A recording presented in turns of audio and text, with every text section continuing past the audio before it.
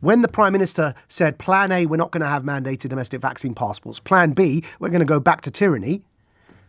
What triggers Plan B, he said, was a crisis in the health service. Well, lo and behold, they're about to sack 100,000 care workers.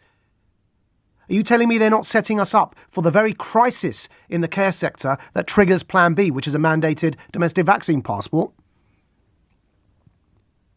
Can anyone not see what's going on and just how creepy this is? And then if you're worried about the direction of travel, let's look to Israel, which is ahead of us in this stuff.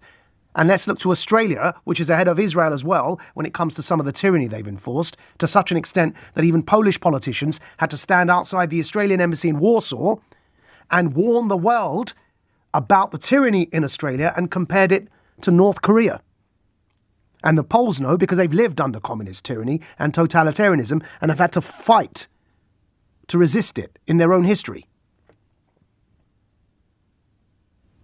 And so we know, if you look to Israel, if you're worried about the direction of travel, now they're saying that because of their mandated domestic vaccine passports, because after the double jabs, it didn't stop Delta, because we already know Delta can break through those who are doubly vaccinated, which is why vaccine passports make no sense, that you can still get infected, you can still transmit. What it does do is reduce the severity of symptoms. So in Israel, they then said, right, we need a booster shot.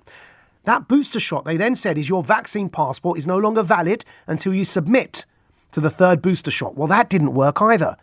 Delta kept spreading. So now they're saying, right, we're going to introduce a fourth booster shot. And those that don't get their fourth booster shot, the vaccine passport will no longer be valid. It expires every 6 months. So in essence, we've got a system which is saying if you don't submit to being injected by the state every 6 months, you will be denied services and lose your job.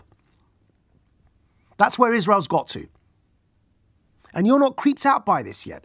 If you've got nothing to hide, Majid, what are you worried about? The state is on your side. Was it on our side when it invaded Iraq?